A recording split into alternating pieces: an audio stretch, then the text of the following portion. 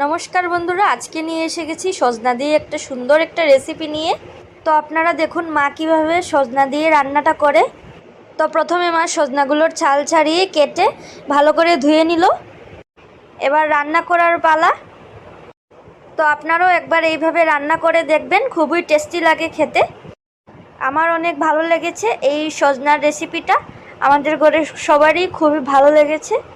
খুবই সহজে কম সময়ে কম মশলা এই রেসিপিটা আপনারা ট্রাই করে দেখতে পারেন। তো এখানে আমার টমেটো আর আলুগুলো লম্বা লম্বা করে কেটে ধুয়ে নিয়েছে। কড়াই বসিয়ে দিয়েছি, কড়াই তেলও দিয়ে দিয়েছি, তেলটা গরম হয়ে গেছে।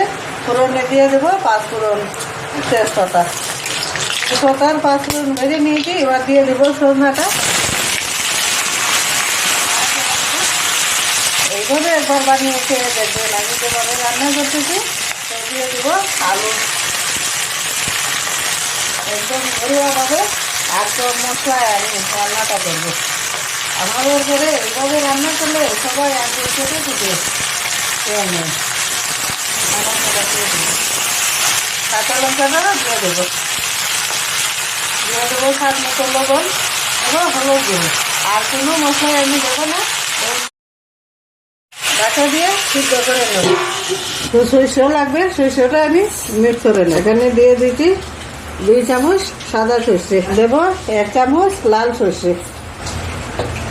তো প্রথমে আমি শুকনো একটু গুঁড়িয়ে নেব। তো শুকনো আমি গুঁড়িয়ে নিলাম।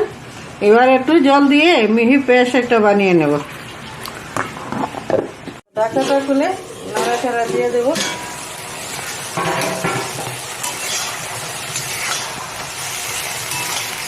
এর আগে আমি আরো দুবার ঢাকাটা খুলে নাড়াচাড়া দিয়ে দিয়েছি।